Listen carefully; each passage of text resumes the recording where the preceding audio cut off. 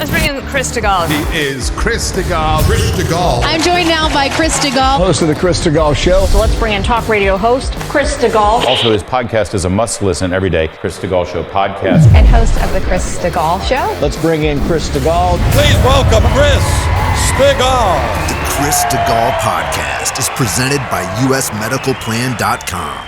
Save big money monthly and get better health coverage at usmedicalplan.com. Hey there, thanks a lot for downloading the Chris Stigall Show podcast. I know there are many, many podcasts you could choose from, so that you choose us is not a small thing. Thank you. Thanks for the 5-star reviews. Thanks, as always, for your written reviews at Spotify and Apple Podcasts. And I want to tell you about my friend in Cincinnati named John Ruhlman. Now, he runs a company called U.S. Medical Plan. And John has been a sponsor of mine and a friend of mine for a long while. And he has gotten calls from this audience, including calls from my own family, calls from colleagues and friends of mine who have shopped with him their current health insurance plan. And he has saved friends and family thousands of dollars, literally. Let me give you a for example. I have a friend who bought private health insurance for his family. His daughter had some special health needs that cost him quite a bit of money a month to get premiums covered for all of them. John found him identical coverage and saved him $2,000 a month. That's jaw-dropping money. My parents called John for a supplemental health insurance plan for their Medicare. John saved them $400 a month. Now, every nickel is precious, particularly when you're sitting on an income that you've got to count on for the rest of your days and you're counting your change. $400 is a lot of money. All right, so that's what John can do for you. Or maybe if you have no health insurance at all and you think it's too expensive, I can't afford it right now. He has over 100 different private health insurance companies all over the country that he shops and compares so that he gets you the best rates and never cheats you on coverage, by the way. It doesn't mean it's some scant coverage. Great rates, great coverage. Let John and his team at usmedicalplan.com go to work for you today. You can also call 877-410-4321. 877-410-4321, usmedicalplan.com. Well, hey there, ladies and gentlemen. Welcome in. I hope you're doing great. I hope your weekend was a fantastic one. I hope you had a restful Memorial Day weekend. If, in fact, you got some time away, I hope yesterday you were able to take some time. And, of course, remember those who gave all for this great country of ours. It is a solemn day, often confused, and understandably, I don't get mad at people for this, but I know from time to time some people like to lump Veterans Day into Memorial Day, and that's a bugaboo for some. So if in fact you do that, just so you know, the inclination often is to thank veterans on Memorial Day, which is always a right and proper thing to do, but Memorial Day is very specifically for those we have lost in service to the country, and so that's what yesterday's all about. I posted yesterday on social media. It's a day that's always particularly poignant to me when you drive around smaller communities and you go to cemeteries or you drive past cemeteries and you see if, as I noted on social media, you have a church home that owns or maintains a cemetery, there is nothing that touches my heart in the course of a year quite like seeing one or two elderly widows sitting in a graveyard, maybe all by themselves, sun hat, under a tent, or maybe a shelter if there's one in the cemetery. And I know as of Friday, my church started decorating the graves and the drives through the cemetery with American flags. And then a couple of these older women whose husbands long ago died, either in service or just are veterans who have since left, and now they spend their Memorial Day weekends collecting money for the cemetery to maintain it or just to share stories. It is the sweetest thing that there are generations that are still willing to do it. I often think to myself, will there be generations, mine, Gen X, and beyond, who will continue that tradition? You typically do not see young people in American cemeteries lined with flags on days like yesterday, but it's still going on strong out there all across the country. So a great day yesterday, and I hope you were able to take some time to stop and consider it. Glad you're here today. Our telephone number, 855-STIGAL. If you want to get in, 855-784-4255. I want to say right off the top something kind of exciting. I just read this over the weekend. I didn't even know it was true. Down there in Daytona, Florida, I just found out And this is particularly poignant for someone who started in classic rock radio, which I didn't much care for. And I don't mean to already start problems. But down there in Daytona, there is a classic rock radio station on 104.5 Fast Eddie that as of the weekend, as of yesterday, as I understand it, has flipped formats and has launched a brand new format. It is no longer music. It is now talk. Straight ahead, all talk, and guess who's part of that new lineup? This very show is part of this new lineup. Yes. Now, it's called Daytona's Talk Radio, 104.5 WROD in Daytona. And here's what I thought was cool. It's been classic rock for a long time. The early morning hosts are Frank and Tracy. They're local. And so I was reading about them, and as I understand it, and this is pretty rare, they're going to keep Frank and Tracy there to continue doing their great morning show in the morning, and then they're bringing us in right after that. So we're going to be on a little bit of a tape delay for those of you that are listening there, but starting at 9 a.m. Eastern, this show follows the Frank and Tracy program in the mornings on 104.5 WROD. Isn't that cool? So for classic rock fans, this may frost them a little bit, and I'm sympathetic to that.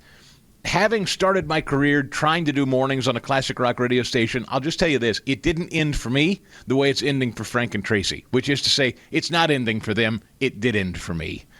I was no good at that. I'm much better at this and glad to be here. So welcome aboard Daytona. Give us a couple weeks. Those of you who are tuned in, hoping to hear classic rock, and you're like, what the hell is this? Just stay calm. I promise you're going to enjoy this show. And now I have an excuse to go to Daytona, Florida.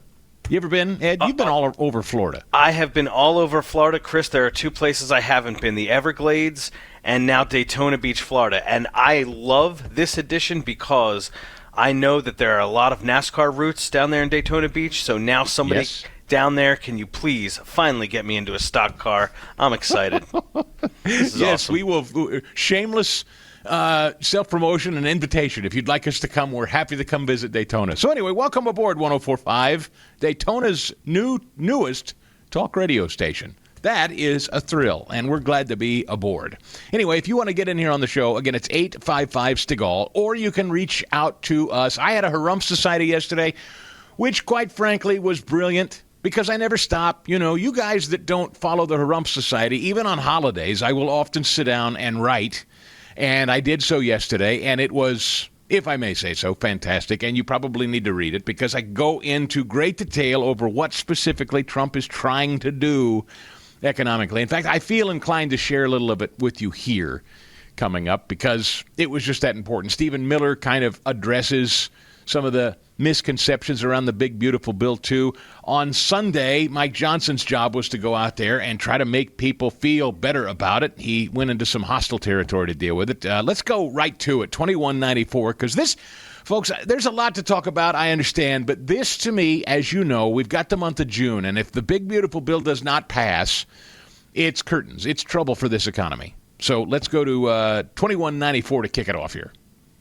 Well, we bothered to stick it in because that's our responsibility in Congress. It is about separation of powers, and right now you have activist judges, a handful of them around the country, who are abusing that power. They're issuing these nationwide injunctions. They're engaging in political acts from the bench, and that is not what our system is intended for. And people have lost their faith in our system of justice. We have to restore it, and bringing about a simple reform like that is something that I think everybody should applaud. Whoa! Now, did you know that? That kind of surprised me. In all the talk of what it cuts and doesn't cut and taxes and this and that, did you know that tucked in this, Speaker Johnson claims, is a restriction on nationwide injunction from judges?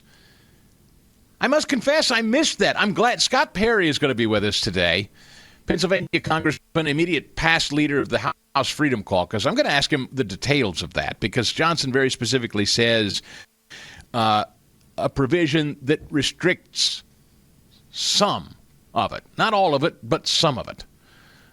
He continues here in 2195. This is the largest cut in spending in at least 30 years and arguably of all time. We're cutting over $1.5 trillion in federal spending while we check all the boxes and bring about a pro-growth economy. And the CBO has been panned because, as you said, they don't do dynamic scoring. What that means is they don't account for the growth that will be fostered by all the policies that are in this big piece of legislation. This is not theoretical, Jake. Just remember the last Trump administration. After the first 2 years, we brought about the greatest economy in the history of the world, not just the U.S. The growth was off the charts. It was an average of about 3% of growth in GDP. Why? Because we cut taxes and we cut regulations. We're doing the same thing this time around, but on steroids. This is a much larger package, a much more robust package with all these features that will really get the economy going, because wages will rise, job creators, entrepreneurs, risk takers will have more ability to expand their businesses. U.S. manufacturing onshore. Right, so he called it a big piece of legislation, which some people out there are calling it a big piece of something, but not legislation. Rand Paul, for instance, 2197. And this is what Stephen Miller got into over the weekend, one of the chief aides there at the White House. He had a really, I thought, now, again, I'm going to ask Scott Perry to kind of judge it, but he had a direct shot back at a guy like Rand Paul, who's critical of this bill. 2197, please. I supported the tax cuts in 2017. I support making them permanent, so I support that part of the bill. I support spending cuts. I think the cuts currently in the bill are wimpy and anemic, but I still would support the bill, even with wimpy and anemic cuts, if they weren't going to explode the debt. The problem is the math doesn't add up. They're going to explode the debt by, the House says $4 trillion. The Senate's actually been talking about exploding the debt $5 trillion.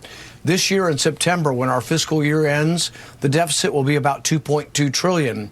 Now, people used to always say, the Republicans would say, what's Bidenomics? That's Biden spending levels. When March, every Republican, virtually every Republican other than me, voted to continue the Biden spending levels, which are going to give us a $2.2 trillion deficit.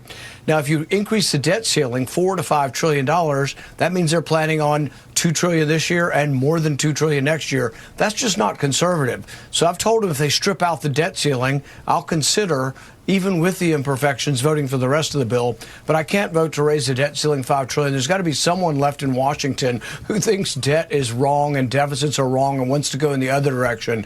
The idea that we're going to explode deficits, and the projections are now looking at over $3 trillion in deficits over the next 10 years, I think is just, not a serious proposal.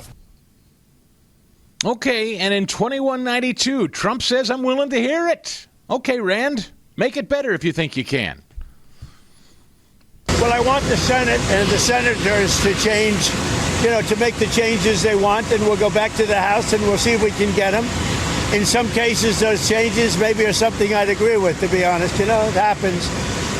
But we've had a very good response from the Senate, and I don't know how Democrats can't vote for it. If they don't vote for it, they're talking about a 68% tax increase.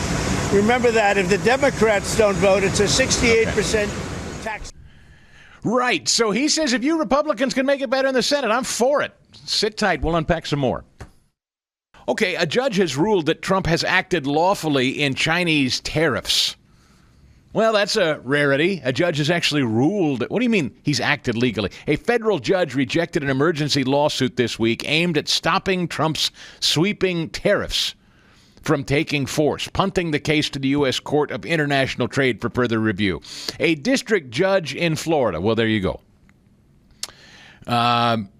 ruled that it makes no sense for this case to remain in this court because blah, blah, blah. I won't go into all of it. But anyway, the decision is the first time a federal judge has apparently sided with Trump's contention that the law from the 70s gives him cover to unilaterally impose sweeping tariffs for reasons other than raising revenue. I read that Temu is moving their headquarters, or at least some of their holding facilities, to the United States. Temu is the knockoff site that everybody goes when you see something you want online and then somebody says, oh, go get the Temu version, which normally is not as great, but you get it for dirt cheap because it was made with slave wages in China for pennies on the dollar.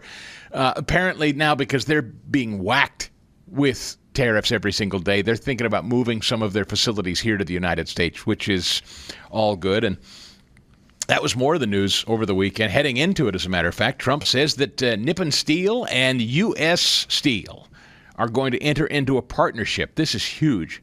Just sent the History Channel just started the whole Men Who Built America series all over again. And my oldest son was over at the house. We were watching it last night before dinner.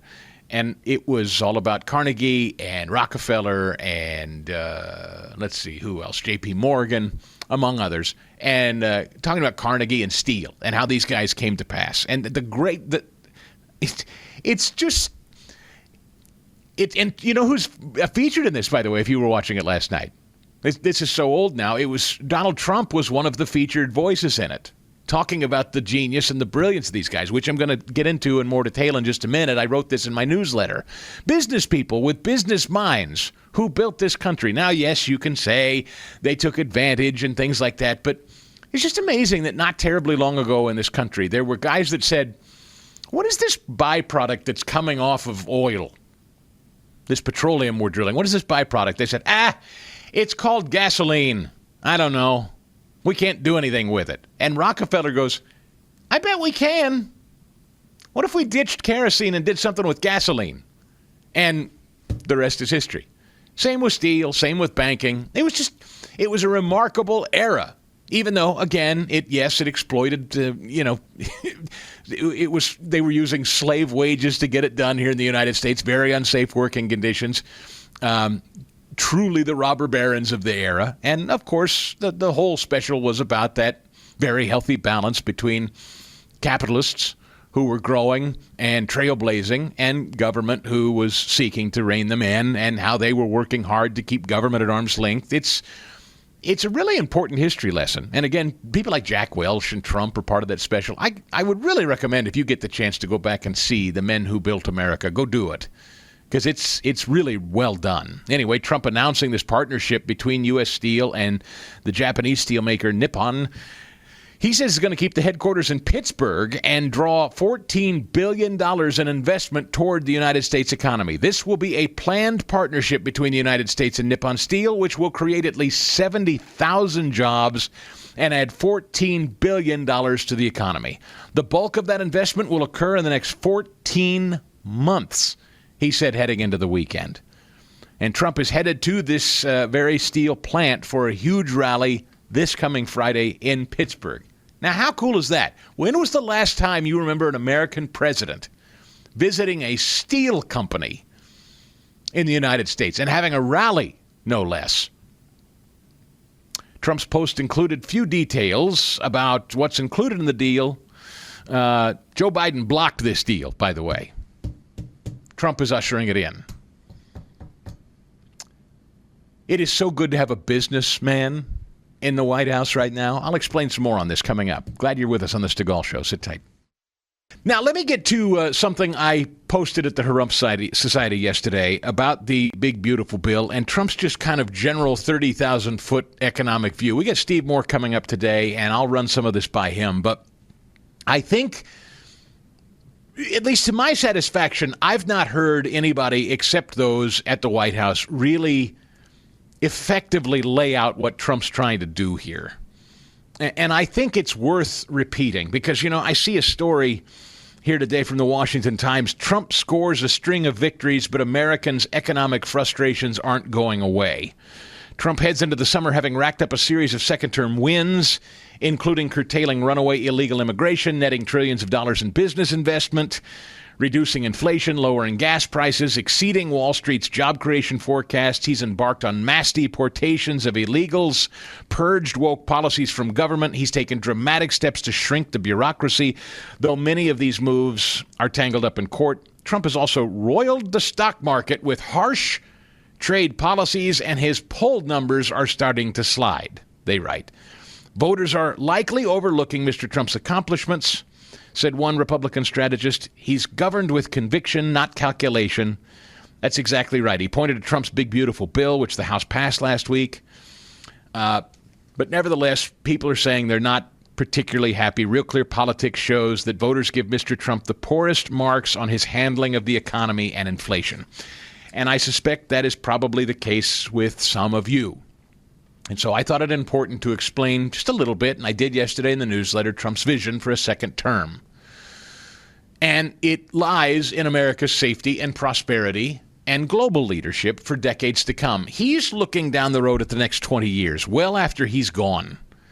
And he recognizes that energy and jobs and technology and demographics all converge for that success. These policies are going to leave America safer and healthier and more secure and prosperous and prepared. And I think it's largely all tied to the fact that he's a real estate magnate. He's planning for America, like a developer maps out a city for growth. Trump analyzes trends. He is boldly implementing these plans, and he's anticipating needs for this country, again, well after he's gone, years in advance. And energy is, of course, the biggest of all. Trump is expanding big, beautiful coal and natural gas and oil production to meet needs. And all the while, he's signing executive orders to promote nuclear power. And why nuclear? Why now? Again, energy is the most critical to this entire strategy. Nuclear power remains underdeveloped, despite the vastly improved safety behind it. Nuclear power is clean, it is reliable, and we are increasingly power hungry, particularly when you talk about AI and AI development. And Trump trying to lead the global technological advantage on AI, you need the power to support it. Dramatic nuclear expansion helps ensure energy abundance. AI is the frontier of technology, and Trump is not halting progress in the AI arena. And then, of course, the Golden Dome. The risks to the country involve what he is calling the Golden Dome, a network of AI-driven missile defenses to protect us from advanced missile systems, too. So he's thinking about our energy needs, he's thinking about our technological needs, he's thinking about our defense needs. Then, of course, jobs, the backbone of prosperity. Trump uses these tariffs that everybody's lamenting and says are aggressive and reckless and all of these things. He's using them as an economic magnet. He's trying to encourage manufacturers to bring jobs back to the country and hire American workers to fill those jobs. And then the tax cut part of this, which is also hugely important in the big, beautiful bill, energizing all business. Job creators create jobs when they have a surefire sense that their taxes are going to remain low, that their regulations are going to be cut. And then AI and robotics. We're going to see a lot of jobs displaced. It's just an unavoidable fact. And Trump understands this too, and that's why he's taking steps to get ahead of what would inevitably there would be a jobs crisis in this country if you don't take the steps Trump is taking, because AI will wipe a lot of jobs out. It just will. We know that. And then, of course, there's the demographic component of this. Declining birth rate in this country. It's a real threat to Social Security, which most people are counting on, and economic vitality overall. This concern has garnered attention from people like Elon Musk, warning about the risks of demographic collapse due to insufficient birth rates. And in response, Trump is advocating for incentives to encourage you to have families out there, young people having more kids. This addresses a long-term existential crisis we face. And it ensures both fiscal and societal strength. This is a real crisis. This stuff, it's a crisis to the country and humanity, not this stupid stuff about trying to control the climate. A lack of people feeling they can afford or want to have children in this country, that's a far bigger crisis than any notion that we control the temperature on planet Earth. This is not a piecemeal approach by Trump either. It forms a cohesive strategy. From coal to oil and nuclear energy to support AI and tariffs to rebuild industry. And then AI used to bolster security. And family incentives to ensure the future. Tax cuts, deregulation, freeing up capital for growth. It's a vision, it's a plan, it's a huge strategy. And the president's real estate mindset He analyzes both short and long-term trends, and that drives his thinking. He's not just governing, he's building a foundation for a sustainable and prosperous country well after he's gone. And if Republicans, by the way, with this big, beautiful bill, don't really dramatically cut spending, there is no future for America as we know it. Spending has to be cut. Prosperity for this country requires strategic foresight. And Trump is a strategic thinker. I go back to this Men Who Built America piece on the History Channel. Trump was actually featured in it prominently. And he talked about deal making back then. I don't know how old this was. I mean, it was well before he was president. I'm kind of newer to the show. But Trump talking about these titans of industry in this country and their vision and their deal making and their ability to know. In fact, I thought something really struck me. He was talking about, I think it was J.P. Morgan and I don't remember the specifics, but talking about entering into a deal, a strategic deal to save this company that he'd built. And that if it faltered, if the deal he entered into faltered, it would destroy him entirely. And Trump, they cut in with Trump narrating a little bit, and he said the key to deal making is basically always having a plan B, understanding that if plan A fails, you cannot be left holding the bag with no plan B. You've got to go into plan A, be aggressive, be smart, get the greatest deal, but always have a backstop. Never don't leave yourself with options. And I thought to myself, gosh, that is so profound, watching this guy from years ago, before anybody was even thinking of him as a presidential candidate, talking about these men who, the show is called The Men Who Built America. And here's Trump, back before he was hated, being prominently featured as a guy who would know a thing or two about building America. And he's talking about effectively the art of the deal and what it is to be a smart negotiator and how hard it is to find smart negotiators at this level. And having a plan B if plan A doesn't work out, never being stuck without one. Trump's strategically thinking. He's looking down the road. It's fantastic. And Stephen Miller, as for him, I'm going to get into this next. Stephen Miller wrote on X over the weekend, or heading into the weekend. He posted a little bit about what bothers him that people are saying about this big, beautiful bill, and that it's not cutting spending. You heard Rand Paul's criticism in the last segment. Stephen Miller wants to talk about that for a minute. And he does so, and I printed it yesterday at the Harump Society. If you haven't read it yet, I'll read it to you coming up because it's important. Meanwhile, Trump is sitting around amassing a $600 million war chest. And I find this to be one of the most fascinating political stories of the year, because while we're looking at the economy and we're listening to Republicans kind of squabbling, of course, Democrats have their own problems, which I'm also going to get into. There is some devastating news for Democrats. Trump is sitting on roughly $600 million in political money, and guess what? He doesn't need a nickel of it for himself. So he's holding the bag. He's got the world by the tail right now. He's bringing all this industry home, and he's going to force Republicans to come home too. A third of the Senate, many of them are Republicans, are up for re-election next year. You want some of that $600 million cash? Better play ball. I got the nicest email. Thank you so much for watching on the Salem News Channel. Thanks for listening on great Salem radio stations all over the country. I got an email from Frank over the weekend, and he said, "Hey, Chris, I just wanted to tell you Prison Fellowship is awesome. We used to deliver toys to kids in Miami, and to see their faces was worth the trip. Thanks for doing this." Frank, thank you. Frank reached out to ask me where specifically he could find the link to give to the Prison Fellowship Ministries folks, the Angel Tree Camping Campaign, which we just kicked off last week, and I'm so grateful to you, those of you that have jumped in to support it so far. I hope you had a blessed Memorial Day weekend, and if you don't know about this yet and you haven't heard about it, here we are in week number 2.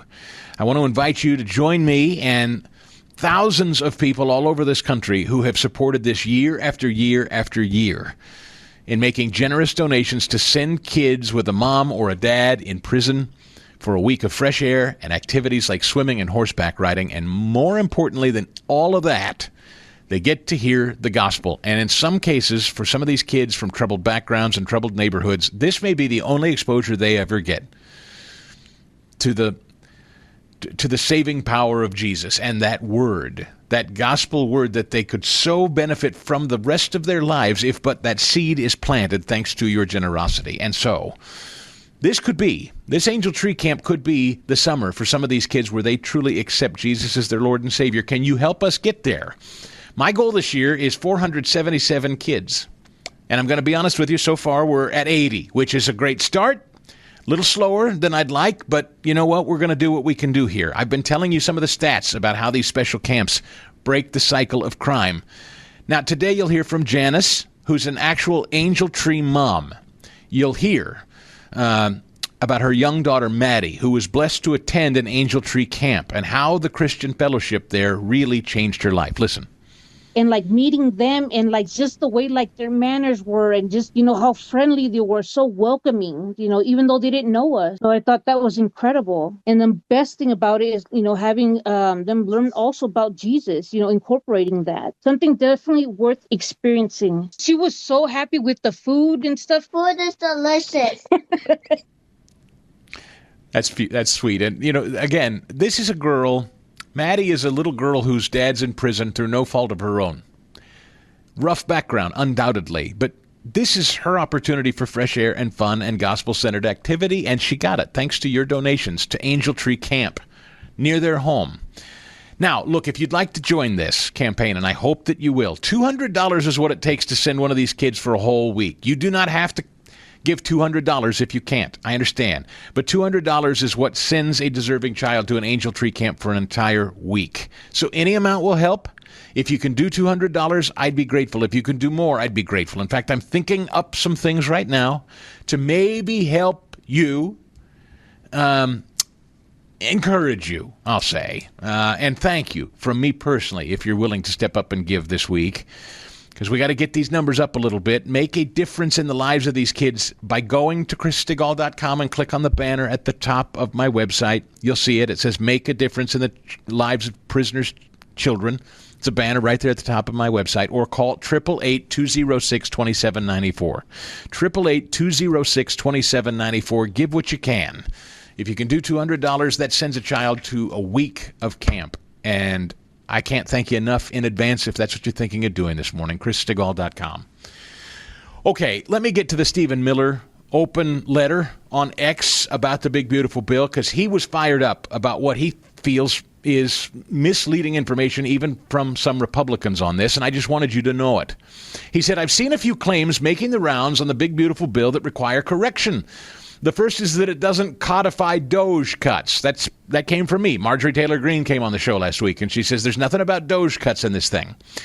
Well, Miller reminds us. He says a reconciliation bill, which is a budget bill that passes with 50 votes, is limited by Senate rules to mandatory spending only.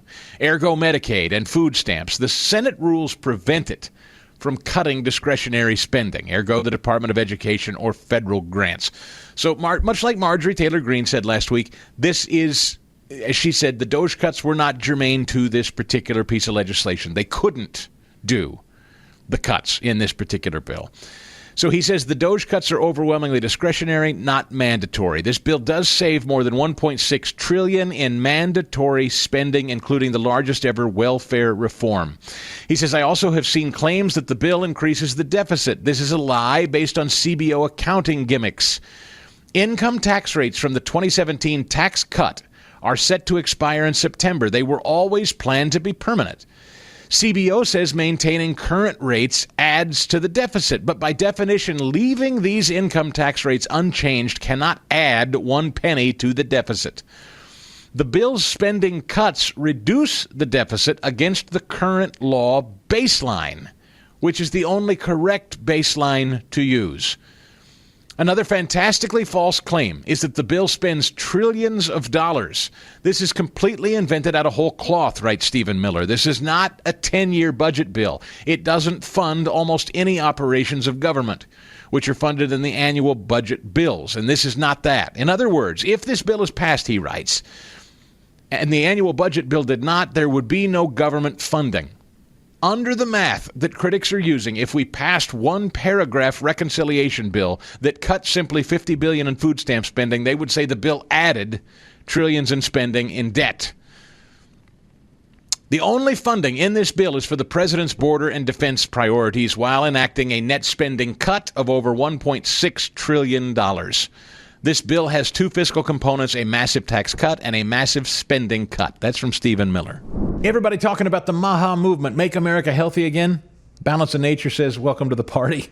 They've been working hard, producing a vibrant nutritional supplement second to none for many, many years before it became fashionable. So many other people use chemicals and additives for their supplements, but Balance of Nature is made solely from whole food ingredients. And while other methods sacrifice nutritional quality for the sake of profits and volume, Balance of Nature, they use an advanced cold process, a vacuum cold process. It includes freeze-drying their fruits and vegetables into a fine powder, and so that allows them to retain as much nutritional value as possible. And they don't cut corners, for volume or other things, as maybe some other supplements do. Balance of Nature packs a real nutritional punch, and that's the whole reason to take Balance of Nature. Get the most nutrition for the sake of your good health. And if you use my name, Chris, as your promo code right now, you'll save 35% off your order, and they're even going to ship it to you for free. Plus, a money-back guarantee if you're not happy. Call them, 800-2468-751. Use the discount code Chris. Once again, don't forget the discount code Chris for that big 35% off savings plus free shipping. Order online, balanceofnature.com. Hey there, it's Chris Stigall. This past summer, I went on a cruise with Dr. Sebastian Gorka, Mike Gallagher, my Salem radio colleagues, and I met so many listeners like you who have been on my PhD weight loss program journeys, and I decided for myself it was time to jump in. I wanted to give this Dr. Ashley everybody's been talking about call myself. Dr. Ashley Lucas and her team customize plans for your body to make weight loss simple, and they provide 80% of your food at no additional cost. They treat your whole person, and so I've decided to join so many of you. Join Sebastian Gorka, join Mike Gallagher, and all the weight they've lost, I'd like to do it myself. I've decided to call up my PhD weight loss. I hope you'll join me. Maybe we can start this weight loss journey together. Reach out, get started. Tell them I sent you and said hi. I'd love to hear how you're doing at 864-664-1900. That's 864-664-1900 or myphdweightloss.com. Don't forget to tell them Chris Stigall is going to start losing weight with you. Great to be with you, ladies and gentlemen. Welcome in. Hope you're doing well. Hope your weekend was a fantastic one. Sure glad you chose us to get your week started. Hopefully it's a short work week for a lot of you. Appreciate you being here. Our telephone number, 855-STIGAL, if you want to reach us today. By the way, my name is Chris. For those of you that are just joining us and have not heard this show before, you can watch it every day at the Salem News Channel. Many of you are right now. Take the app along with you. Get that Salem News Channel app so you never miss a day. You can watch and or listen to the entire day's lineup at the Salem News Channel app. Get it. It's free. Download it and then click Watch Live. It's an easy app. You'll enjoy the show. Hope that you will. And if you can't do it that way, hope you'll get the podcast. Had a brand new podcast yesterday. I got to tell you, for a show that was off yesterday, this show produced more content for a show that wasn't doing a show than any show that showed up and did a show. So if you didn't catch yesterday's fresh podcast, it was all brand new content you've not heard here before. Go back, check it out. Subscribe to the podcast so you never miss an episode, no matter. Or if you want to hear something on a previous show that you wanted to hear again, ChrisStigall.com or wherever you get podcasts. Subscribe. The Harumph Society newsletter had a new one of those yesterday. Go grab that. Subscribe so you don't miss it, all right? That's at ChrisStigall.com. And to great Salem radio stations all over the country, those of you driving to work this morning and listening on your favorite Salem radio station affiliate, I thank you for being here. Absolutely love that you take us along with you in the car or get ready with us for work every morning. That is my favorite thing to consider. That's why I got into this business as a small kid. I loved the idea of being able to talk with folks as they were getting ready to start their day and start their week. And here I sit today, and it's only because of your support. So thank you so much for the privilege of being able to spend the week with you. I don't get to the movies much, not really interested much in most of what Hollywood makes anymore. Christine and a bunch of girlfriends are going to go see that, what's that new Angel Studios rodeo flick, Fast Eddie? You heard about that one yet? I forget the name of it. The Last Rodeo or something, I think it's called. It's out now and apparently doing pretty well. She and the gals are going to go see that on Wednesday night. Lilo and Stitch did very well. Now, this seems like something right up Little Eddie's alley. I don't know, though, because it's a Disney production. It's a live-action version of their wildly popular Lilo and Stitch film, the animated version years ago. Have we heard that this one's woke and a dud like Snow White or something else? Because it did well. Have you heard? I haven't heard, but I mean, this is Disney banking on its, known properties that they know is going to break in a lot of money. So I don't know. I haven't introduced him to Lilo, Stitch, or Toy Story or any of that stuff. So you haven't? No, I have not. Mm-mm. No Disney at all? The Cars was the only thing, and that's because somebody for his birthday got him like a Lightning McQueen thing. So it's like, all right, fine. I'll introduce him to Cars. That's the only thing Disney he knows. Are you purposely trying to avoid Disney stuff for him or no? I am, yes. Absolutely. Uh-huh. Yeah. Yeah, and if he finds his way to it, like Cars, will you take him? Will you show him? Will you rent the movies? Or, I guess download the movies or whatever for him to watch? I guess so. I do have a small collection of things that I've amassed over the years that is strictly Disney. So that stuff I know is safe because it was the pre-woke Disney era. But yeah, if he goes seeking out new Disney stuff, yeah, we're going to have to vet that a little stronger.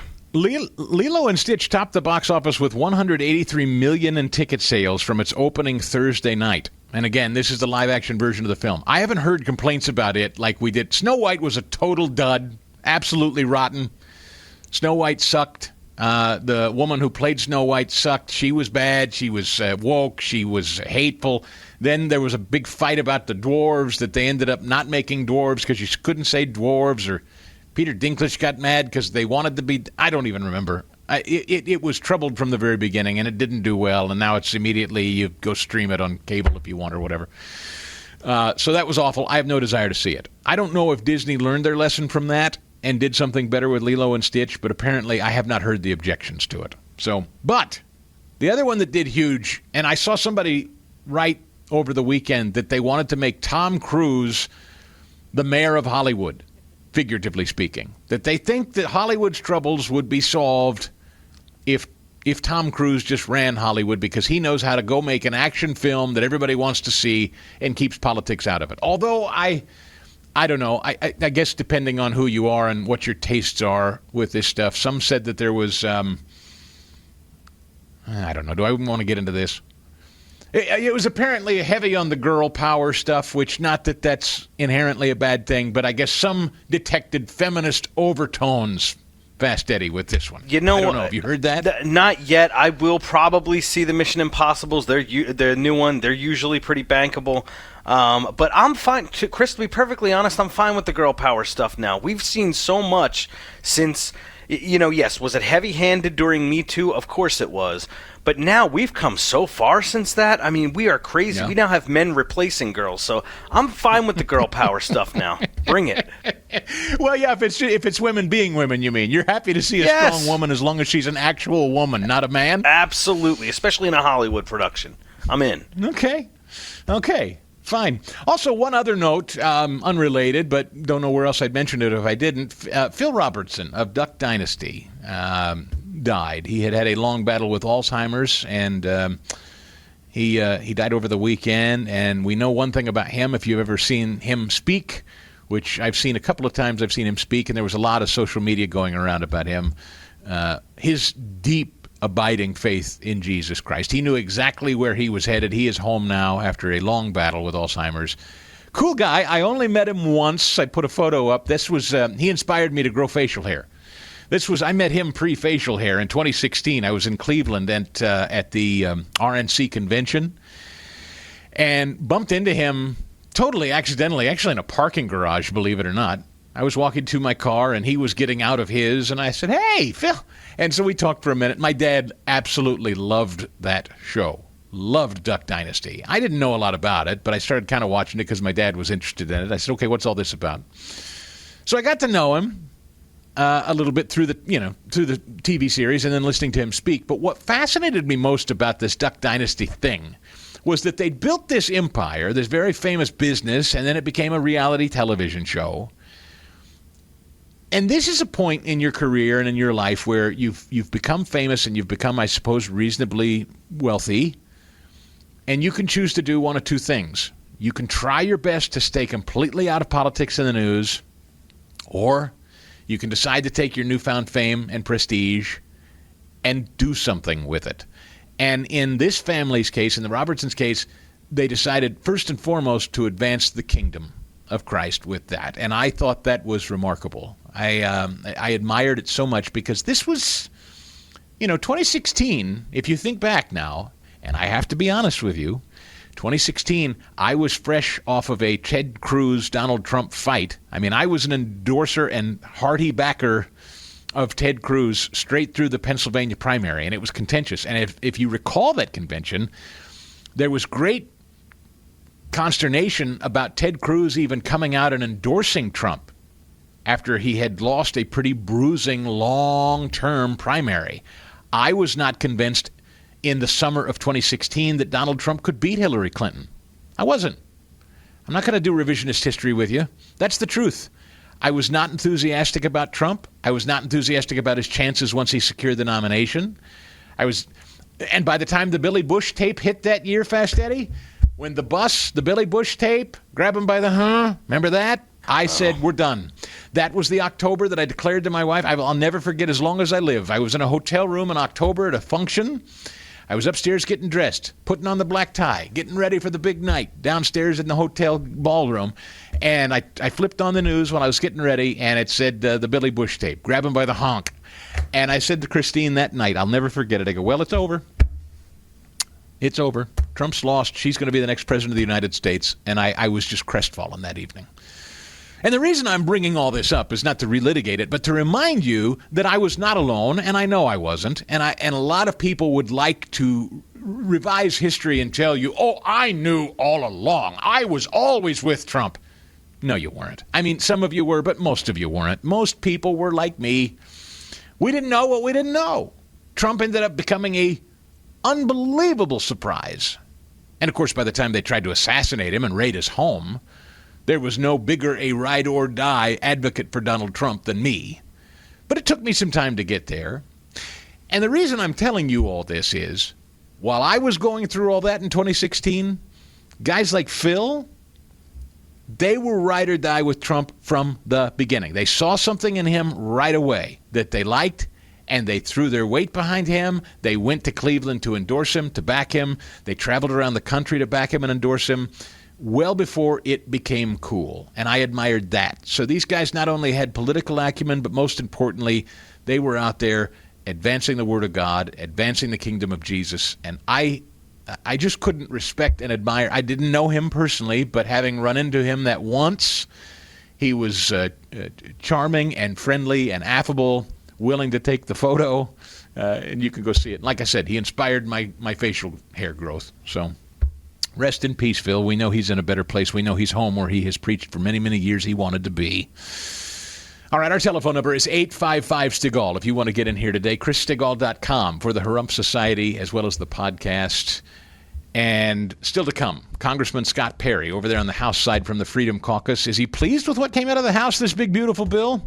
Steve Moore will be here to critique it as well on the Stigall Show. Sit tight.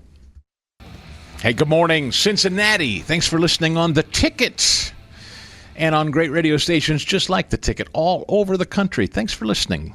Very, very much. Appreciate you. Thanks for watching on the Salem News Channel. You'll see a live shot of beautiful cities like downtown Cincinnati there. Always on the Salem News Channel. Get the app so you can take it along with you and watch or listen however you prefer each and every day. That app is the easiest app you'll ever use to stream shows like this one. Every time somebody actually takes me up on it and does it, they always write me and say, Stigall, you were right. This is the easiest app I've ever used. It is. Salem News Channel app, and then click Watch Live, and there we are. Simple as that. Hope that you will. Now listen, if you had a great Memorial Day, I hope that you did. I hope you had a great weekend, a long weekend to rest and recharge and spend it with family. We are in week number 2 of the Angel Tree Camping Campaign. Have you heard about it? Well, if not, I want to invite you to join me and other listeners like you who've already made generous donations to send kids with a mom or a dad in prison for a week of fresh air and activities like swimming and horseback riding and most of all, what I love about this partnership that, by the way, my employer Salem has had for years with Prison Fellowship and this Angel Tree Camping campaign. What I love most of all is the ministry mission that is tied to it. It is not just about you sending money and sending a kid off to camp. This is a real mission for Prison Fellowship and for Salem Media Group. And so I'm thrilled to be, with your help, a small part of this mission. We're going to try to send over 400 kids to camp, just this show alone.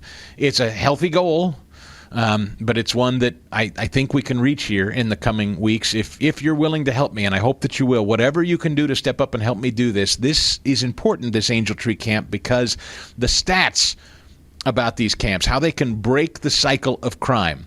You know, when you're talking about kids with parents through no fault of their own in prison, the kids through no fault of their own, they're often subjected to rough lives without parents at home. In this camp that the Prison Fellowship people do, an Angel Tree Camp, what they do is expose these kids, maybe for the very first time, to the Word of God. They expose and plant the seeds of Christ in the hearts of these kids. And in many cases, you can see the profound impact it makes on their lives in the testimony they share. Now it's your turn to join this campaign if you haven't, and send a deserving kid with a parent who's incarcerated to a fun, fresh air, gospel-centered camp. It's called Angel Tree Camp, and the banner is right there at the top of ChrisStigall.com. If you go to ChrisStigall.com, you can click on it right now. Join me, join other listeners who have donated, and it's $200 to get a child to camp for a whole week. Now, I'm not asking you to give $200 if you cannot, although many of you have stepped up and been unbelievably generous and given much more than that. Whatever you can give is appreciated. If you can give $200, that sends one child to camp for an entire week. Those of you who have given more, I'm blown away by your generosity, but you can do the math from there. $200 sends a deserving child to an Angel Tree Camp for a whole week. So go to ChrisStigall.com. Make a difference in the lives of prisoners' children. It's at the banner right there at the top of ChrisStigall.com. You can call and donate today. 888-206-2794. 888-206-2794. And I thank you in advance. All right, Donald Trump continuing to take a hatchet to Harvard. Hilarious. 2193. Take a listen to some of this from over the weekend. Look, part of the problem with Harvard is that there are about 31%, almost 31% of foreigners coming to Harvard. We give them billions of dollars, which is ridiculous. We do grants, which we're probably not going to be doing much grants anymore to Harvard.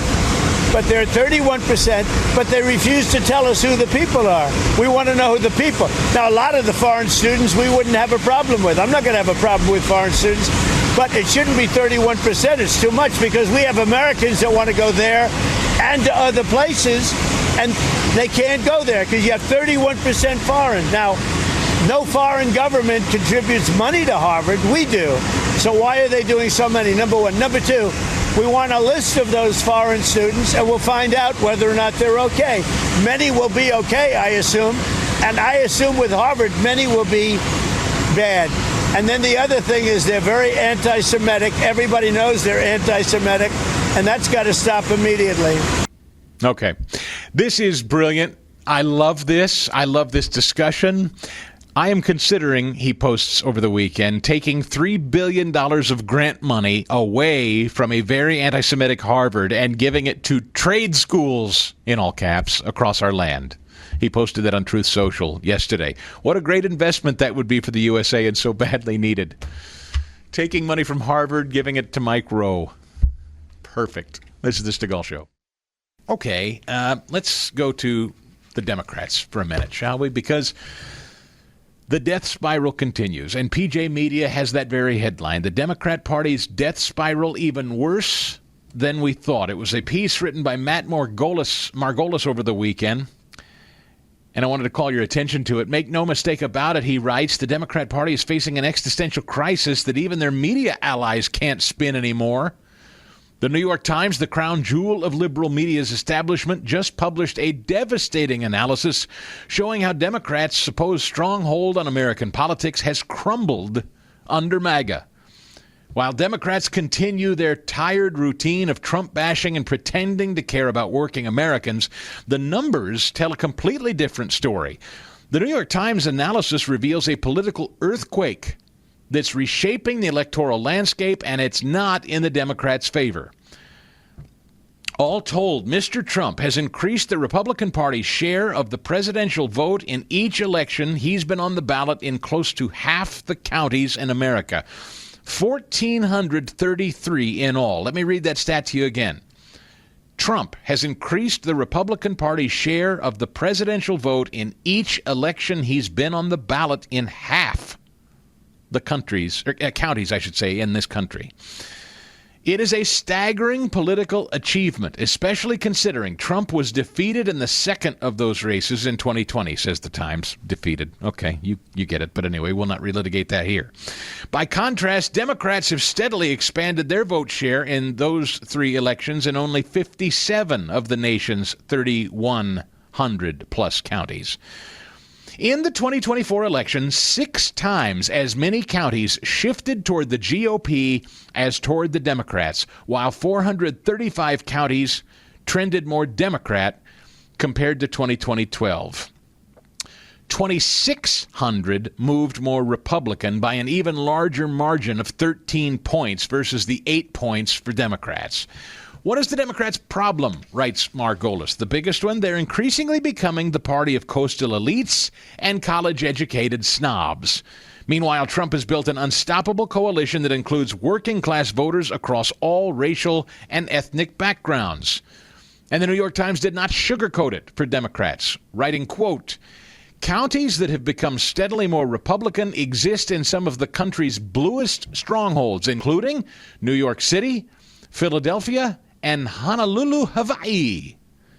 Mr. Trump's party is still losing in those places, but by significantly less. And at the same time, Trump has driven Republican margins to dizzying new heights in the nation's reddest bastions.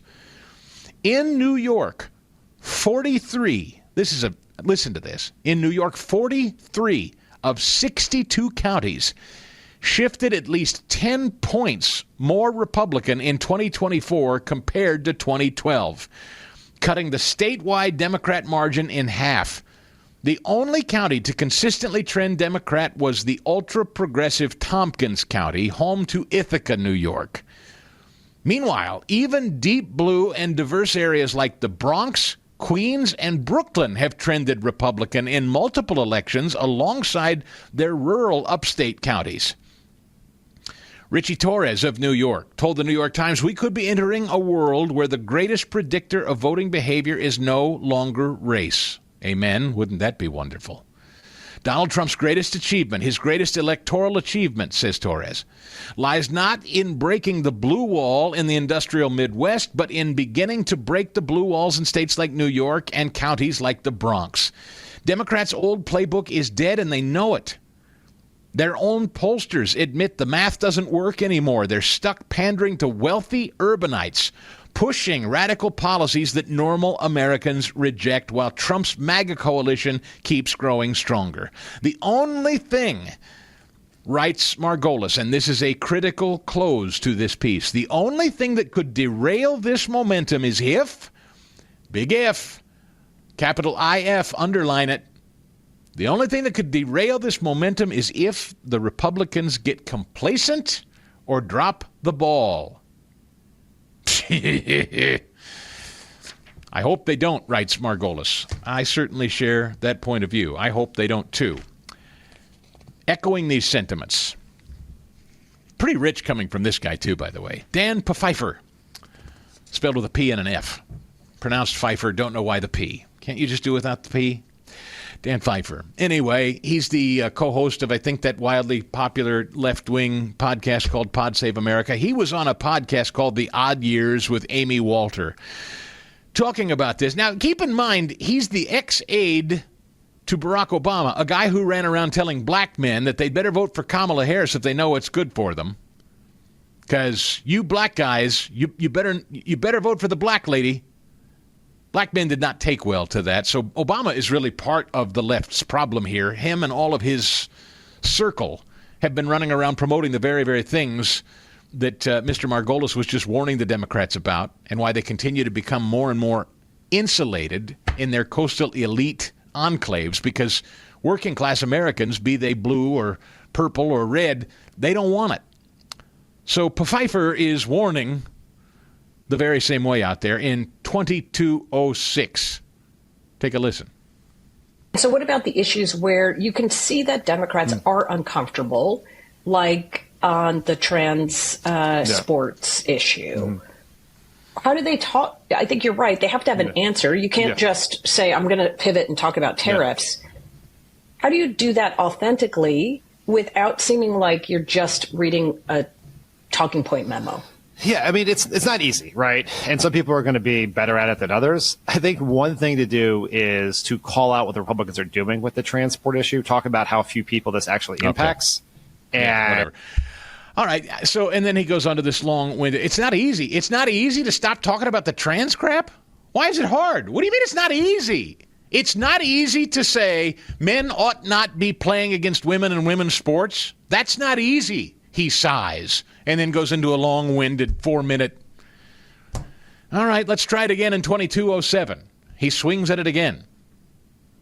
Democrats lost new voters for the first time. Obama got 58% of new voters in 2012. Biden and Clinton got 55%. Kamala Harris only got 49.5% of new voters. And which speaks to the gains that Trump made with younger people, and particularly young people of color, who are coming into the electorate. And if that trend continues, we're in huge trouble.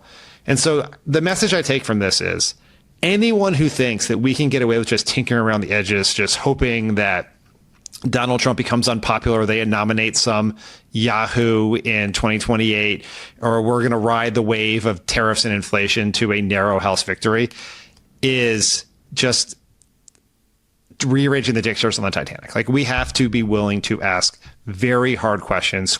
We have to be willing to evaluate every premise, look at how we govern, campaign, message across the board, because right now. Yeah, right now, the woman who is one of the chief surrogates for your party is a woman called Jasmine Crockett, Dan Pfeiffer, 2196. And here's what she says about all that. So long as we end up taking the House, which I fully anticipate that we will do, and we are going to work hard to obviously help our Senate colleagues as well, then as someone who serves on the Oversight Committee and hopes to lead the Oversight Committee, I can guarantee you that we will do what we are supposed to do as constitutionally sworn members of the House, which means that we will conduct oversight. That means that we will investigate. We will look at whether or not this president himself has violated the Emoluments Clause as relates to, say, such things as getting a $400 million plane from the Qataris. We also will make sure that we're looking into all these business deals that they have going on. I mean, think about it this way, Alex. They were going... Yeah, so she goes on a screed about how she's going to use their power the second they're elected to go after Donald Trump. Now, is that what Dan Pfeiffer just warned? No, of course it's not. No introspection whatsoever. It's just foot on the gas pedal with the lunatics that run their party. Also, the haughty Scott Perry, Houghty, chewing on the end of his glasses, giving his commencement address at Wake Forest. Can you imagine the snooze fest that must have been? Holy crap. If I paid for my kid to go to Wake Forest and then I found out that I got to travel to sit through Scott Perry, 2209. Learning nothing, the haughty Scott Perry.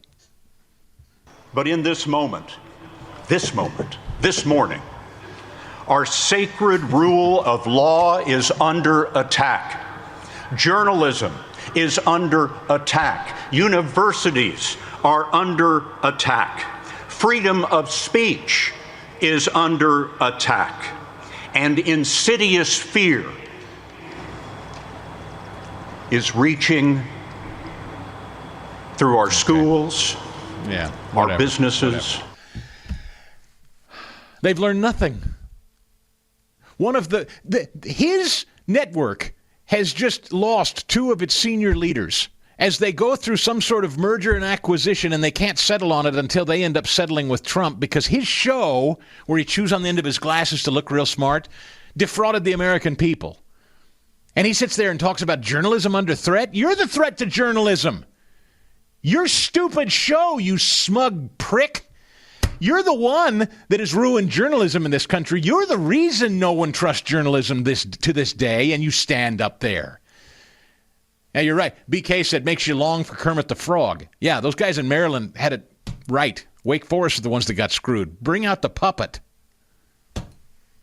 Democrats have learned nothing, and it's just fine with me. I mean, you got this lunatic mayor in Chicago who's just flagrantly saying, yes, we're hiring blacks over whites. We're very specifically discriminating against whites. We will not hire whites. We prefer hiring blacks.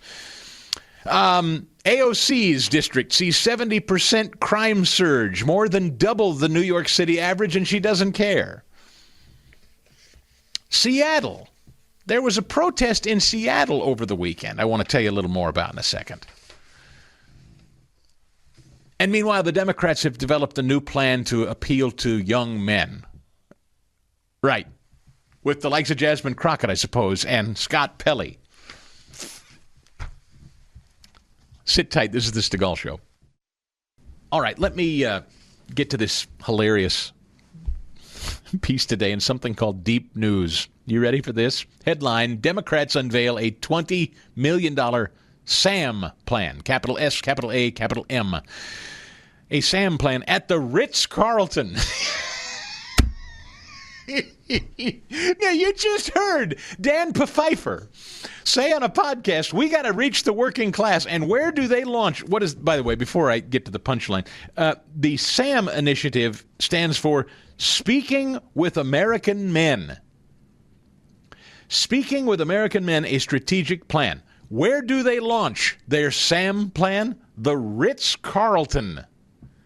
Because nothing screams working class fella like the Ritz. The plan involves commissioning studies to analyze the language, syntax, and context that resonate with young men online. What, they got to go into a lab? How out of touch do you have to be? Slide rules, and we must understand the syntax of the, how do these fellows speak to one another? This is the point. They don't know how. Remember when that goofball, that commie wacko governor that we pretended was going to be vice president for half a second, as though he was legitimate and not a Chinese spy, which I'm certain he is, Tim Walz?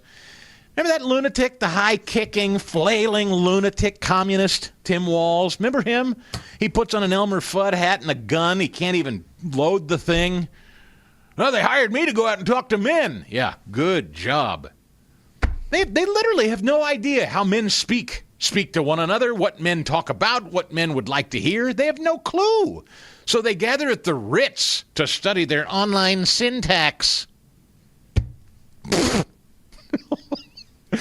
Meetings to discuss these strategies have taken place at luxury hotels, including the Ritz Half Moon Bay, and have involved groups such as the Future Forward Super PAC. The Democrats' declining support among men and working class voters have been highlighted by recent polling and electoral trends, with men favoring Trump by a 10-point margin. The New York Times and other outlets report the Democrat Party's areas of growth are now concentrated in wealthy, more educated counties, and Republicans have made inroads in less affluent, less educated, more diverse areas, which I just shared with you a minute ago. So the Democrats went to the Ritz to study the syntax of men in the hopes they can figure it out. Well, they're not learning. Here's just a few headlines, and a couple of these are older, and I'm sorry I didn't get to them last week. I loved this one. Sarah Russell, promoted to commissioner of SEMA in May 2021 in the St. Louis area.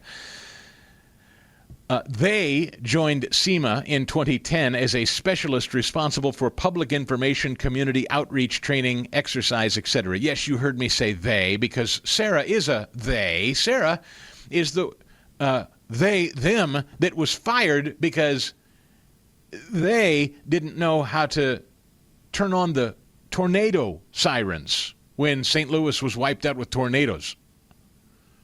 Sarah Russell fired last week after the tornado sirens were not used during the massive tornado that swept through St. Louis City last week. Thousands of homes damaged. The they, them. Sarah Russell. They, them. Again, this is how you don't win men. Democrats.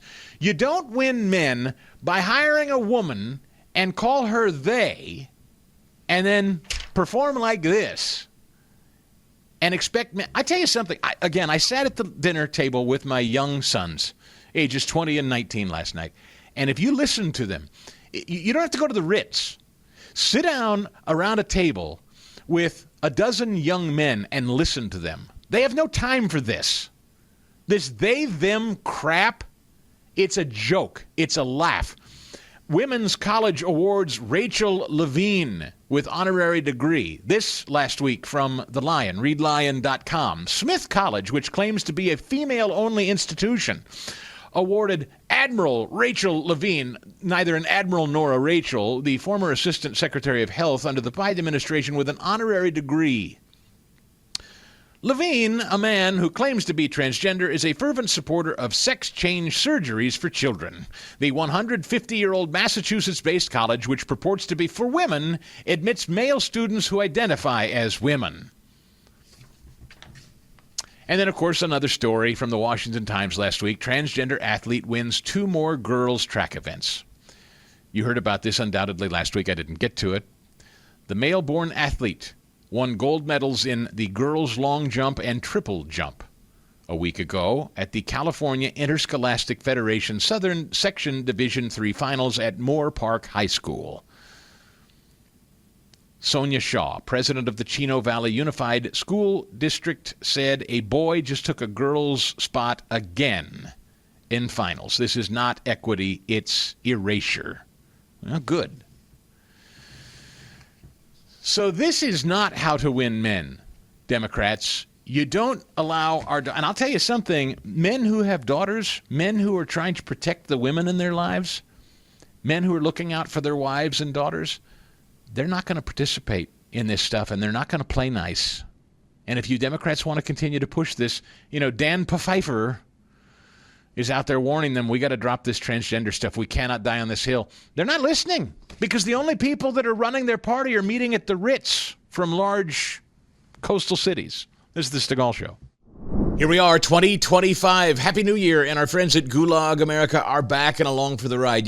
They have been not only great sponsors, but they have been ride or die founders at the Harump Society. I'm so appreciative for our friends at Gulag America. I love the work they do. And we have every reason to be optimistic in this new year. They are, we are, all of us are. America's resurgence, it's back. Trump's back. And Gulag America wants to continue to be your premier source for topical and satirical apparel and other gear designed to help give you voice for your love of liberty and your desire to see America great again. I know we all share that in common. Gulag America does too, but that doesn't mean that the deep state's not going to be busy at work. They're not going to go gently into the good night, as they say. So Gulag America is ready. They want you battle ready. They want you geared up, and they've got hilarious stuff for you to buy, and they're going to give it to you at a deep discount to kick off the new year. You ready for this? You take 15% off all orders at gulagamerica.com when you use my promo code Chris15. So if you go shopping today and you see a shirt you like, and you will because they're hilarious, go to gulagamerica.com, type the promo code Chris15. That's Chris15. Type it in the checkout, and then you'll save big. Enjoy the new year. Enjoy new savings with that same quality, that same hilarious attitude that you've come to expect from our buddies at Gulag America, where they say, it's not our wish, it is our warning. It's been my pleasure and honor to talk about Bob Spinato at Williamsburg Dental in Broomall, just off the Blue Route, as my dentist and friend of over 12 years now. But now he has 2 brand new associates, his daughter Alexa and Dr. Geddes. Tell them about him, Bob. Yeah, it's really a thrill for me to have both the dentists, my daughter and Dr. Jared Geddes. One of the things that I love about them both is when they don't have a patient in their chair, they're in my room watching what I do and trying to learn from me. And we hear enough about the new generation, and if they think they know everything and they don't want to work. And I've got 2 dentists who are really, really want to learn and really, really willing to work hard. And I enjoy learning from them. They brought some new skills and some new technologies to our office that will be great benefits to our patients. And so, if anything, I think that having them both there is going to expand and lengthen my career as opposed to shorten my career. Pick up the phone or go online, make that appointment, 610-353-2700 or williamsburg-dental.com. Live shot at the Capitol building this morning.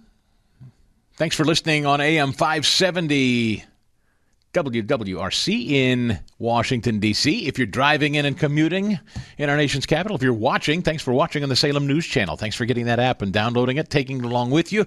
Click Watch Live so you can listen or watch wherever you are, anytime you want.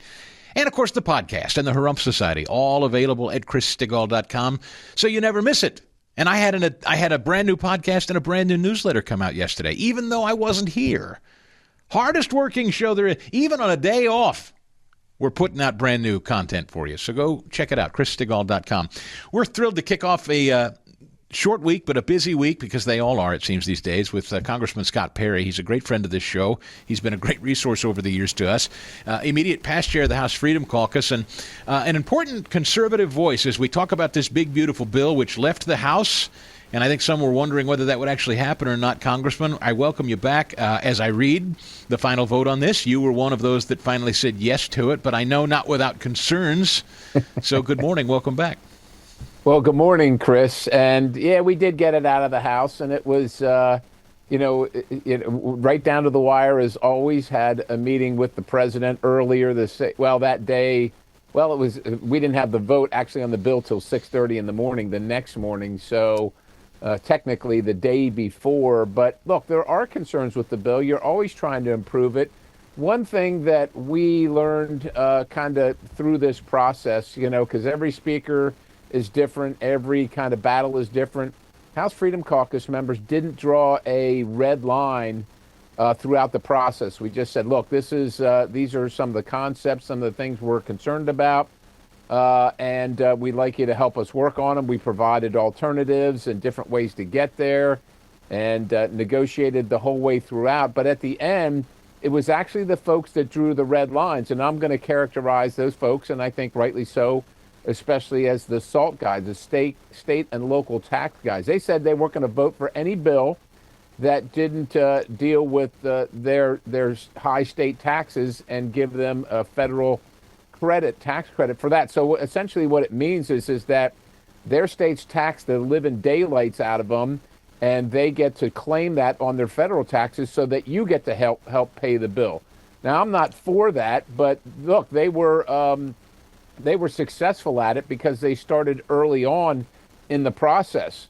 Well, look, two can play at that game too. So now we're looking at red lines for the future bill, because this bill's likely going to be changed and come back from the Senate. And I think there's a lot of folks that are very, very concerned, as always, about how much money we're spending, Chris. And we've talked to the president about it. He agrees. You know what he said when, I'm careful to characterize the conversations with the president. He said, generally, look, I agree with you. I just can't get these guys to vote for that stuff. And I understand. But, we spent another $350 billion for this dang SALT credit. And if people in New York want to pay those taxes, California, Illinois, New Jersey, those are essentially the four SALT states. Well, God bless them. That's their business. That's who they vote for. But we shouldn't have to pay for that as well. And that's, I immediately, the next morning, Chris, I immediately had a neighbor, or 2 days later, that my neighbor drove by and stopped and said, why do I have to pay my state taxes and their state taxes too? He's right. Yeah. Congressman, I guess if you want, Screed from Stephen Miller on X said this, and I was interested to get your take on this. He was very upset that he felt many, including Republicans, were mischaracterizing this bill. He said this bill saves more than $1.6 trillion in mandatory spending, including the largest ever welfare reform. It's a remarkable achievement. He says, I also see claims that this bill increases deficit. It's a lie based on CBO accounting gimmicks.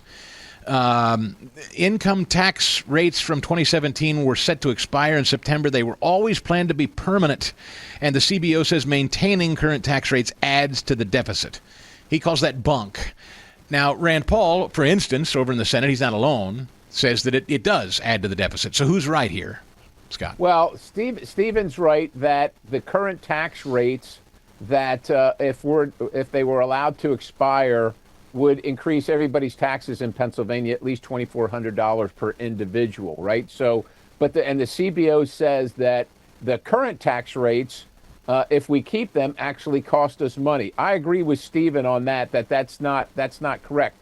That having been said, while it does achieve remarkable spending, spending cuts, maybe historic spending cuts, it's also, we've been spending at record levels. And so we are going to have a deficit next year. I don't think this president wants one. The CBO, if we're going to characterize them or use them as the reference, I think has it somewhere between $450 billion and $550 billion for next year that we're not going to have that revenue. Now, I know that growth is going to be up because the economy is going to be booming and so on and so forth, but we're spending record amounts of money. I don't think the president wants to be in deficit. I don't either. And guess what? Forget Stephen, forget Scott Perry, forget everybody else. The people that actually invest, not people that look at CBO scores and make up some kind of dreamland in Washington, D.C.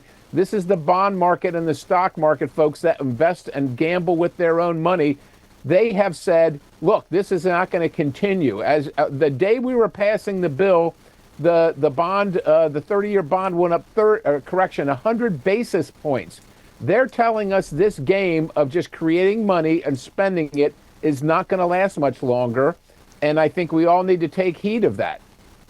So is it possible, Scott Perry, Congressman, Pennsylvania's 10th Congressional District, that the Senate might actually do more cutting than you guys? That's something that I've heard. Now, not something the Senate typically is known for doing, but could the Senate actually behave in a more conservative way than House Republicans, or is that a pipe dream?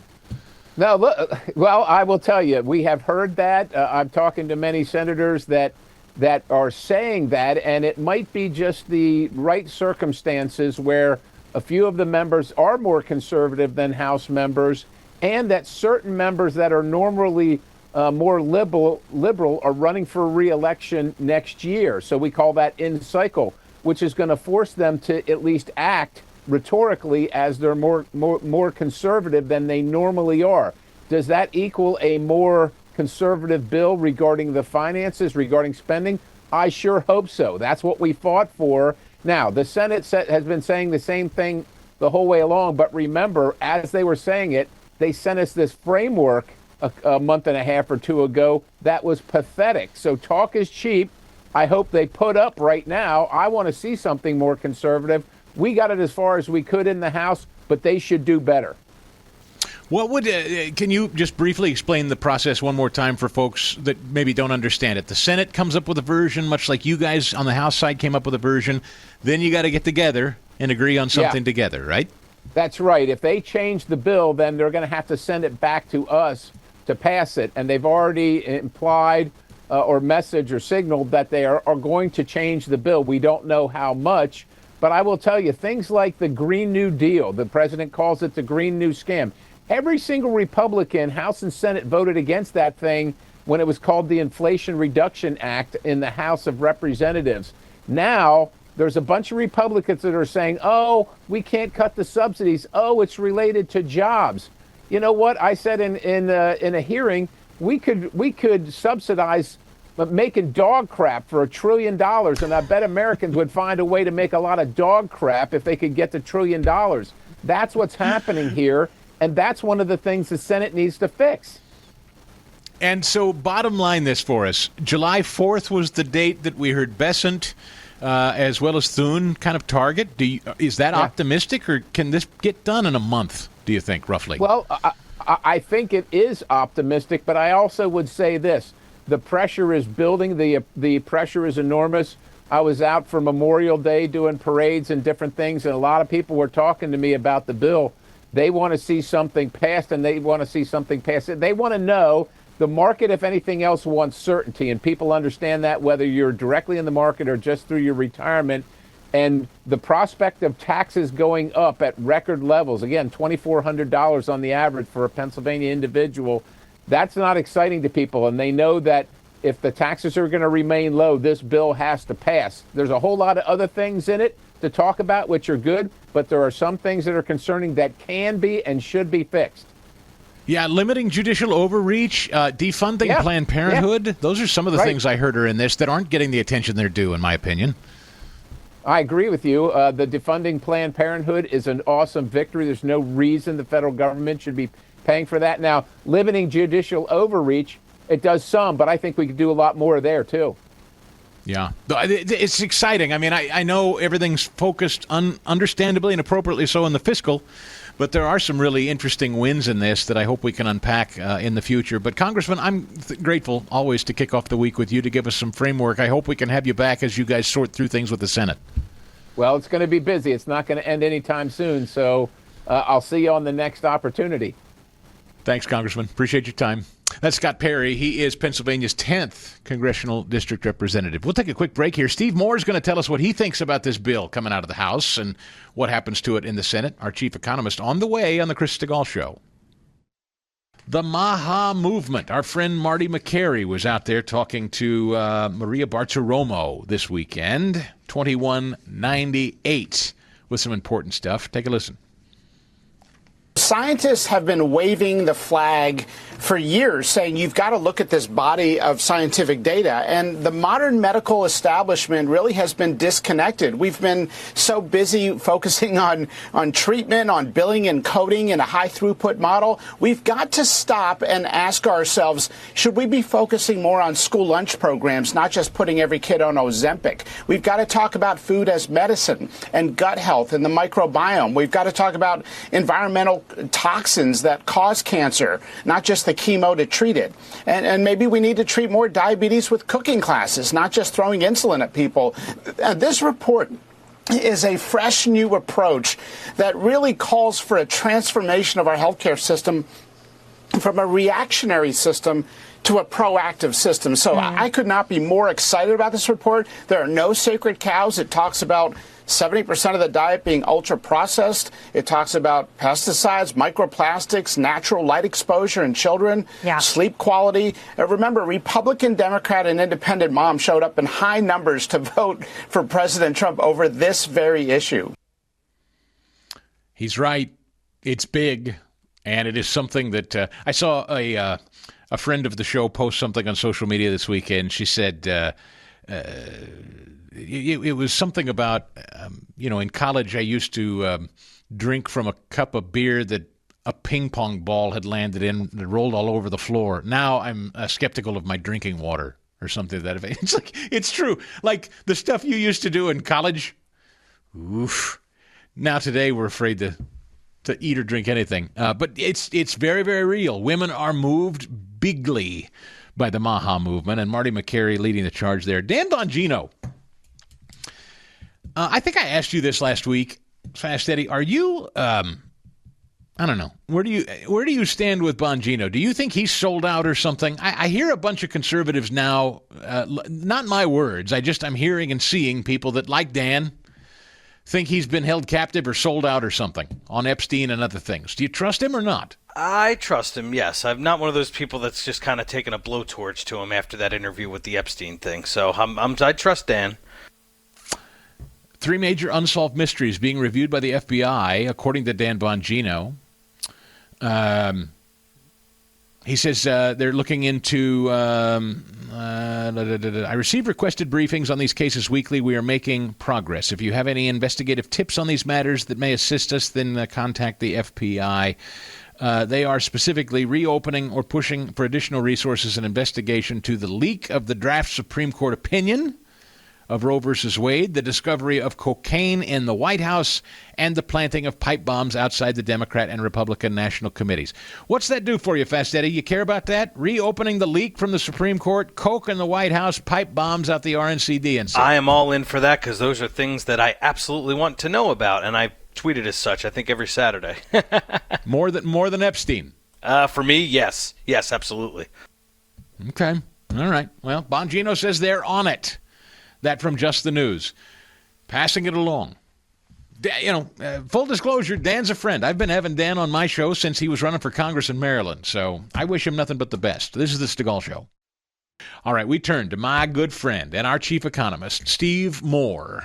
Steve is at the Committee to Unleash Prosperity as the Hotline newsletter out every single day. Sign up. It's free, and it shows up in your newsletter, often crafted by Mr. Moore, who has been writing extensively about the big, beautiful bill and kicks off the week with us. Hope you had a good weekend, Steve-O. Welcome. Hey, Chris, I absolutely did. It was absolutely a gorgeous, gorgeous weekend in the Washington, D.C. area. So we had 3 splendid days. But it was a really good week, Chris, for President Trump. First, we got the tax bill through, the big beautiful, as we call it, passed middle of last week by one vote. Is it beautiful? Are you happy about it? Are you happy about it, Steve? Is it beautiful? I would say it is a good bill, Chris. I would not say it's a great bill. So there are some problems with the bill that need to be, as all of your listeners know who are civics experts, this bill now goes to the Senate and it has to pass there, and then they have to reconcile the differences. So the Senate is going to have to clean this up a little bit. I'm angry about the fact that we quadrupled the size of the state and local tax deduction, which is just a huge, huge giveaway to millionaires and billionaires in blue states like New York and New Jersey and Connecticut and my home state of Illinois and California. There's no reason for that. It's just a giveaway to if you don't like the taxes you're paying in your state, move to a state that doesn't have an income tax.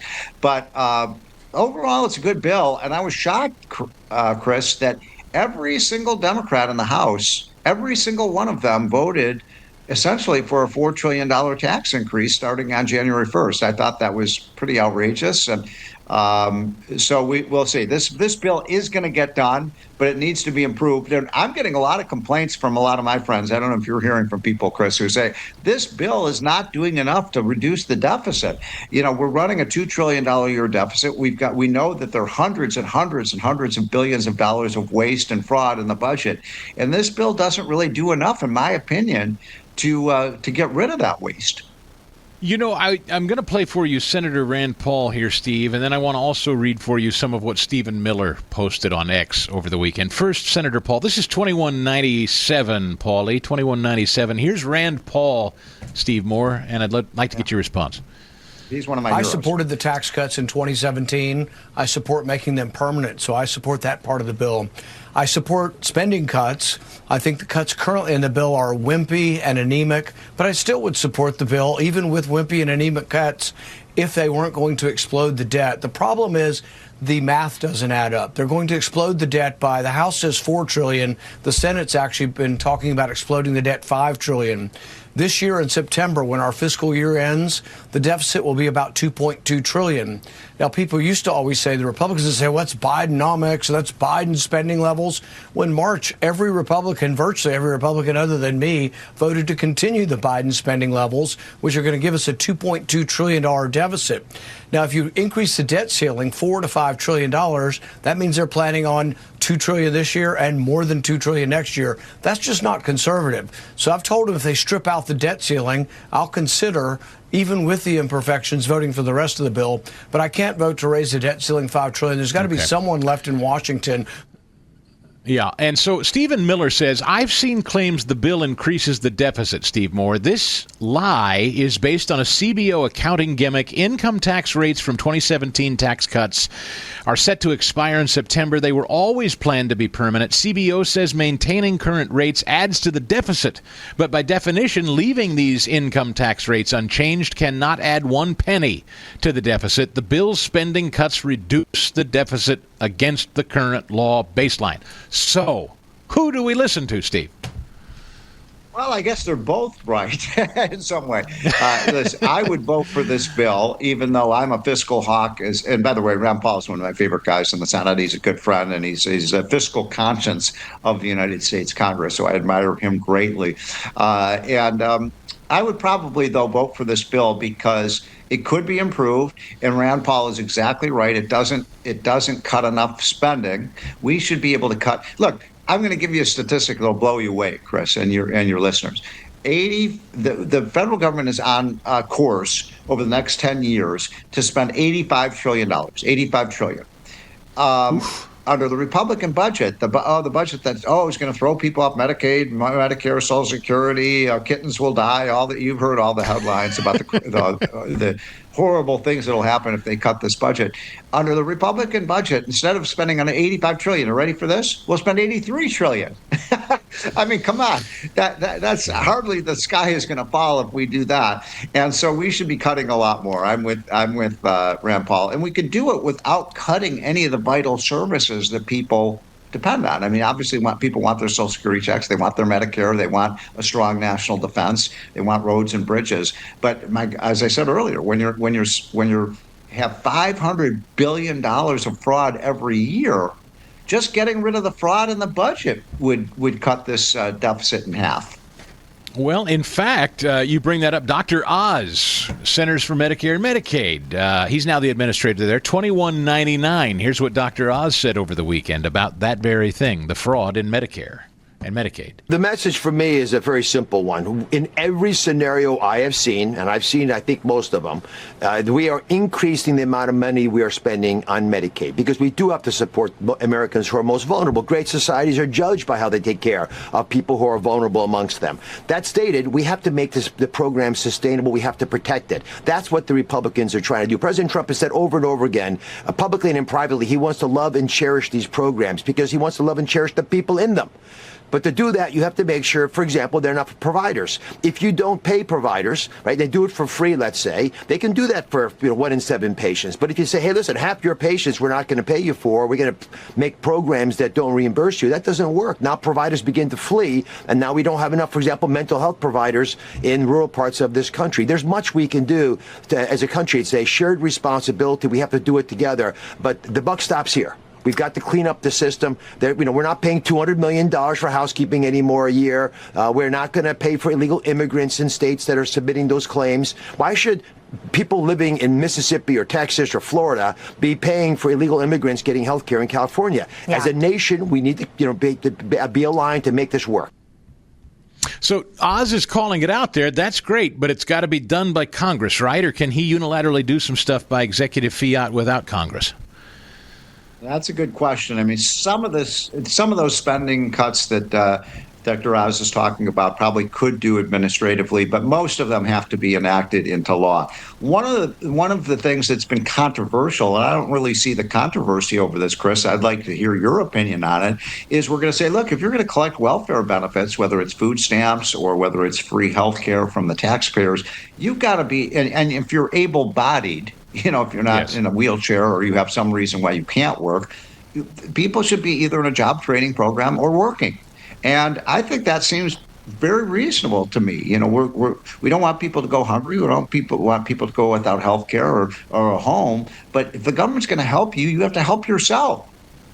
Yeah, my understanding is that got bumped up. The timeline was something like that was going to kick in 29, and now it's been kicked up to the end of next year, a work requirement, I think. I think so. Yeah, they keep changing the date on that. But listen, I mean, again, we tried work requirements back. Remember, under Bill Clinton, a Democrat, back in 1995, when Newt Gingrich was Speaker, we had a great bipartisan deal that basically said, yes, we're going to provide welfare for people, but you got to be either in a job or a training program. And guess what? We reduced the welfare caseloads. It was one of the greatest policy victories of all time. We reduced the number of people on welfare by 50%. You know why? Because people did get jobs, and the only way to ever climb the economic ladder is to have a job. Nobody's going to get rich on welfare, and that was a great program. And we tracked these people over time, and guess what? They did a lot better once they got in the workforce, got some training, and got some skills, and they weren't dependent on government and taxpayer anymore. That's the whole idea of these programs. Steve-O, the EU called up Trump and said, hey, can you give us a break for about a month more? And Trump said, okay, I'll give you another month. Do you like that, or what's shaking there? I do. I think it was a great week for Donald Trump. I mean, the last week he got his big, beautiful bill through the House, and then he gets a call from the European Union saying, hey, okay, we're ready to make a deal. It's exactly what Trump wanted. It took him a while. It took Trump having to threaten him with a 50% tariff. But I think that, by the way, the market, last time I checked, right before I came on the air, the futures markets were up 400 points on the Dow. So the investors love that. The idea that it looks like we are going to get a deal with the Europeans. So think about this. We got the UK. It looks like we got a deal with China, the Europeans. It's working out just like Trump wanted to. We're going to get Yeah. We're going to get a level playing field. We're going to have fairness. Yeah, and by this time next year, I mean, Trump says buy stocks, man. I get this big, beautiful bill and these trade deals, kaboom. You think so? Are you feeling bullish or no? I am bullish. I think he is going to get the trade stuff is so it's like choppy waters. One day it's good news, the next day so that it's hard to get those trade deals done. But I will give you an 85 to 90% chance we're going to get this tax bill done by the end of the summer. I'd like to see it. Wouldn't it be wonderful if he was able to sign this bill on the 4th of July on our Independence Day? That's what they want. But that's what they want. It's going to happen. All right, Steve-O. I got a split, but I'm so grateful to have you, my friend. Thank you so much for joining us to kick off the week. Steve Moore, our chief economist. Quick break. We'll be right back on the Stigall Show. Get 2212 ready, if you would, Paulie. 2212, as we are thinking about Memorial Day. I hope you had a great Memorial Day weekend. I will tell you that the Angel Tree Camping campaign continues. And if you don't know about it yet, I've been getting some nice notes from those of you who have participated over the years. This is my first year. This is kind of my inaugural kickoff with the good people at the Prison Fellowship Ministries and their Angel Tree Camp campaign. I hope that you will help me help all of the generous people in this audience who have already donated. Kids with moms and dads who are incarcerated, it's not the kids' fault, but these kids often grow up in some very tough environments, neighborhoods as well as homes, when something like that happens. And this is such an inspired, beautiful ministry. The Angel Tree Camp is designed very specifically to get these kids out of these environments and put them into a week of fresh air and fun, and most of all, a gospel-centered environment where the seeds, and that's what we're called to do, is scatter the seeds. And the seeds of Christ are planted in these kids' hearts. You're talking about potentially saving who knows how many children by exposing them to the Word of God and to the love of Jesus for the first time in their lives, and changing their lives forever despite their tough circumstances. Would you like to be able to do this for a child in need? $200 covers a kid's camp, these Angel Tree camps close to their home. $200 covers it for a whole week. Now, if you're inclined to give $200, thank you. If you're inclined to give more, mind-blowing generosity, thank you. If you can just do $5 or $10, that is more than adequate, and we're so grateful that you're willing to do that. Whatever you're willing to do, every nickel of it goes to help these kids be exposed to something better than they know right now. Gives them some sort of hope and love and some opportunity to get out of the negative place that they're in and be filled with the love and the hope in Christ. So please, if you're inclined, go to chrisstigall.com. I hope that you will. Click on the banner at the top of my website. Make a difference in the life of a prisoner's kid. It's right there at the top of my website, chrisstigall.com. Click on it. You can also call them today to make a donation. 888-206-2794. 888-206-2794. Thank you if you've already given. If you haven't, I hope you will consider doing so today. Again, chrisstigall.com. Click on the banner at the top of the website. I also wanted to say hello to, I won't say our youngest. I don't know for a fact that he's our youngest. But Fast Eddie, I got a note from a friend over the weekend who said, I need you to say hello to someone very specifically who listens to your show every day, Stigall. He's a fan, and I want you to say hi. And I said, I'm happy to do it. Who is it? He said his name is Noah. And my friend informed me that Noah is 11 years old and a resident of Newton, Massachusetts. And he says it's a pretty lonely place in Newton, Massachusetts for an 11-year-old conservative. I can imagine, right, Ed? Oh, that is awesome. Hey, Chris, that makes me happy because I love Massachusetts. So now we have an 11-year-old listener up there. Awesome. God bless you, Noah. Noah listens to the podcast in the car with his mom, makes his mother listen to, whether she wants to or not. He hopes that he'll be able to fill in for me when he's older one day and I go on vacation. You think we can make that happen one of these days, Ed? Yep, Noah, just send me your tape and make sure it's on video too. Transfer it to me. We'll get you up on the fill-in roster. Noah apparently just visited Washington, D.C. To see the sights and even saw the President and First Lady leave on Marine One. They were there when they took off for the Pope's funeral. And Noah got to tour the White House as the President went to the Pope's funeral. He plays tennis. He is a big Boston Celtics fan, so you can't hold that against him as a Sixers fan, Ed. He's a Celtics fan. Noah, you were doing so well. Forget about filling in now. I'm just kidding. But he just finished the 5th grade. So Noah, in Newton, Massachusetts, 11 years old. Noah, we're grateful you listen, my friend. God bless you. Stay in touch. And one of these days, you keep at it. One of these days, I have no doubt in my mind you're going to be doing this very same thing. God bless you. That's cool. All right. The loathsome James Comey surfaced over the weekend. 2,200, if you please. No, I'm sorry. I just told you I wanted to hear from I'm not going to close with him. I'm going to close with Trump. I'm sorry, Paul. I told you who I wanted to close with. Donald Trump, commemorating Memorial Day. Take a listen. From Bunker Hill to Bastogne to Cantigny to Coral Sea, from Gettysburg to Guadalcanal and Concord to Kabul, America's best and America's bravest have fought, bled, and died so that we could pick up the torch of liberty, raise it high, high, high, and carry it onward to places they could never have dreamed of before. Beautiful, beautiful speech from the president on Memorial Day. I hope you had some time to reflect on that day yesterday. Took an interesting poll at the Harumph Society, just asking because I was curious, of Harumphers, who in the audience had lost someone specifically in service to the country.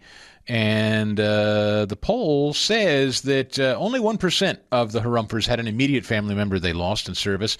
17% said they had a relative that they'd lost. 26% said they knew someone in their life who had lost a loved one or a friend or someone that they worked with. Over half, 56% said they always stop to honor Memorial Day, but they have not lost someone directly. My point in that, sharing that stat is so few of us know the agony of losing a loved one in service to this country, and God bless you. We'll see you tomorrow. So that's a wrap for another Chris Stigall Show podcast. Thanks for committing to it, listening to it all the way through. You're a fighter. I like that about you. Hope you'll leave it a 5-star review and a written review. Apple Podcasts, Spotify. We'll see you next time here on the Chris Stigall Show podcast. The Chris Stigall Show podcast.